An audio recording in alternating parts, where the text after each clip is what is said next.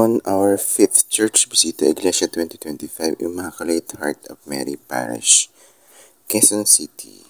Napakalaki niya. So, medyo mataas yung level bago ma-reach yung pinaka main entrance ng church. Maraming tao. And marami ring parking lot. Pwedeng mag-park. And maganda yung ambience niya, saka yung presko. Maski mainit sa labas, pero kasi extended yung roof niya. Kaya maganda siya. And ang laki talaga ng loob. Super laki. Marami ng tao nung dumating kami kasi ang dami nang nakapark sa parking lot. And yan. Ito yung loob niya. Thank you for watching all my videos of Bisita Iglesia 2025 sa matyagang panonood. And sana lahat tayo ma-monetize na this year. Thank you for watching all my videos. Please do follow and share yan.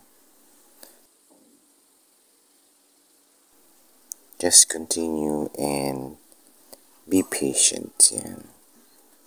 And do practice abstinence and fasting on Holy Week. Ang gusto ko dito yung sa may labas nila, merong gusto mo magtirik ng kandila sa mga loved ones mo na namayapa na yan. Maganda rito. Medyo presko rin. Siguro kung di lang mainit yung panahon, presko dito. Ang ganda ng lagayan nila ng candle. Yung lagayan nila ng candle, nakalubog sa tubig. Tapos, una hindi ko malaman kung paano ko itatayo. Pala, meron ng candle holder dun sa ilalim ng tubig. Yan, kumuha kong dalawa. Tapos,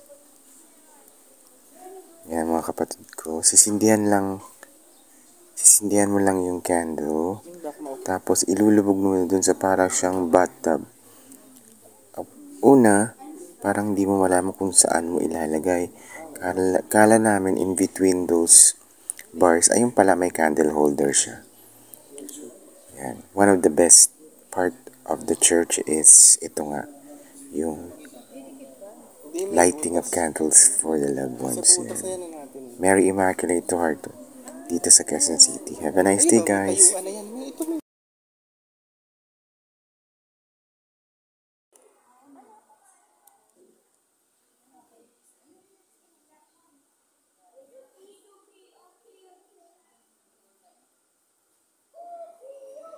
Okay, ikot na tayo dito.